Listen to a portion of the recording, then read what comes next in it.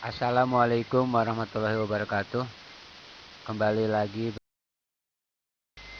Baik, sekarang kita masuk kepada cara mengerjakan soal menyusun kata dan menyusun kalimat. Soal seperti ini adalah soal menyusun kata menjadi sebuah kalimat yang sempurna, yang antara kata satu dengan kata lainnya itu berurutan alur kisahnya. Kita lihat soal yang pertama, soal nomor 47 ini. Dari 1 sampai 6. Langkah pertama adalah kita baca dulu semua kata-kata yang ada di soal ini.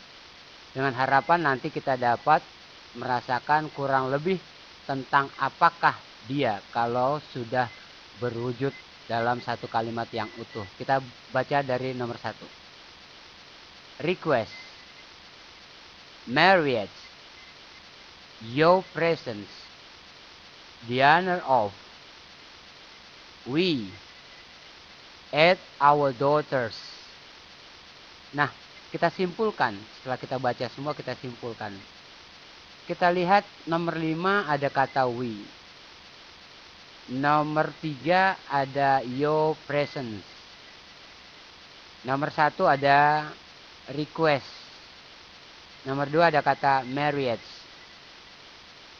Kurang lebih seperti undangan. Ya, ini seperti undangan pernikahan. Tapi itu kan baru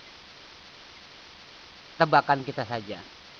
Nah, langkah selanjutnya adalah ke pilihan jawaban. Dari rangkaian nomor-nomor ini kita garis bawahi masing-masing 3 dulu antara A, B, C, dan D seperti ini. Ya. Nah, kita mulai periksa apakah 561 berurutan, apakah 514 berurutan, 531 dan 521 berurutan. Kita periksa satu persatu. Yang A, 561. We at our daughters. Yang B, 514. We request the honor of. Yang C, we your presence request. Yang D, 521.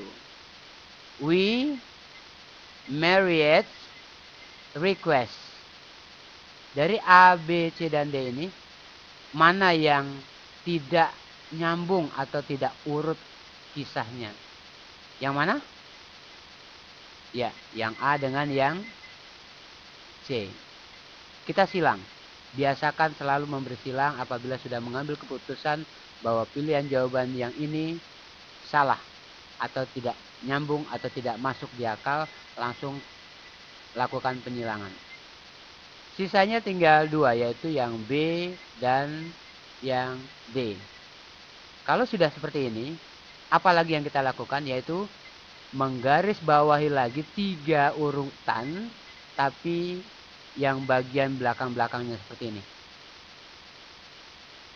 Ya, kita periksa apakah yang B yang paling benar atau D yang paling benar. Kita periksa dulu yang B. 362. Your presence at our daughter's marriage. Yang D, 436. The honor of your presence at our daughters. Manakah yang paling benar? Yang B atau yang D? Ya, pilihan jawaban yang paling benar adalah yang Oke. Sekarang kita masuk ke soal nomor 48. Pun dengan cara yang sama. Langkah pertama adalah baca seluruh katanya sehingga kita dapat merasakan apa kisahnya. 1. To heat up their body. 2. Snake. 3. They. 4. Because. 5. Sunbath. 6. The sun's warm. 7. On rock. 8. Need. Nah, kata-kata ini coba kita ramu kurang lebih apa kisahnya. Kita lihat ada kata snake, ular. Kemudian ada kata sunbath. Sunbath itu mandi matahari berjemur. Kemudian ada kata on rock, yaitu di bebatuan. Nah, kurang lebih kita bisa tebak ular yang berjemur di bebatuan, ya, kurang lebih seperti itu. Nah, kita lihat ke pilihan jawaban. Ya, seperti tadi, langsung 333, 246, 231, 281 dan 257. Kita periksa. 246. Snake because the sun warm. Yang B, 231. Snake they to heat their body. C. Snake need to heat up their body. D. 257. Snake sunbath on rock. Antara A, B, C, dan D, manakah dua yang tidak masuk di akal? Ya, yang A dan B.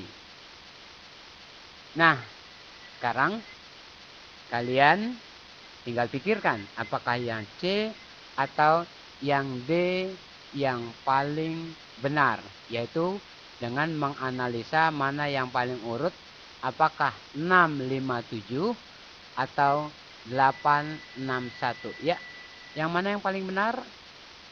Yang paling benar adalah, ya, demikian cara mengerjakan soal menyusun kata. Ingat, pertama, baca dulu seluruh kata-katanya supaya kita tahu kisahnya apabila kalimat ini sudah sempurna. Yang kedua, di pilihan jawaban kita garis bawahi dulu 3-3 untuk mencari tahu atau mencari dua yang tidak nyambung terlebih dahulu. Baru nanti setelah kita bisa silang dua, entah itu A dengan C, entah itu B dengan D, yang penting kita cari dulu dua yang salah, baru dua sisanya kita analisa dengan cara sama. Menggarisbawahi 3 bagian belakang dan 3 bagian belakang. Nah, 3 bagian belakang yang kita garis bawahi dua ini, manakah yang paling benar? Kita tentukan salah satu yang paling urut. Demikian cara mengerjakan menyusun kata menjadi kalimat. Nah, bagaimana dengan menyusun kalimat menjadi sebuah kisah atau ilustrasi? Nah, ini seperti ini. Yang pertama tentunya kita baca dulu semua dari 1 sampai 8. Saya yakin dan percaya setelah kamu baca, kamu akan merasakan, wah, ini sepertinya teks naratif. Kalau ini sempurna nantinya. Kalau kamu baca 1 sampai 8, wah, ini sepertinya teks recount. Atau, wah, ini sepertinya teks procedure. Wah, ini sepertinya teks deskriptif. Setelah kamu baca teks soal 1 sampai 8. Nah, sekarang kalau kita baca, kira-kira teks apakah ini? Ya, benar. Ini dah text procedure. Oke, yang pertama kita pahami dulu kurang lebih ini teks apa.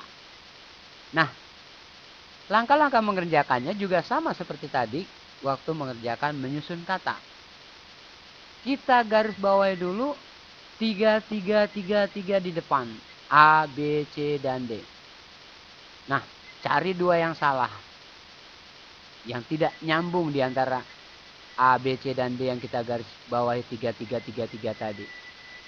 Setelah kita tentukan dua yang salah, analisa dua sisanya, yaitu dengan menggarisbawahi juga 3 belakang, 3 belakang, 3 belakang. Silakan kamu coba sekarang. Saya tunggu waktu mengerjakan 1 menit.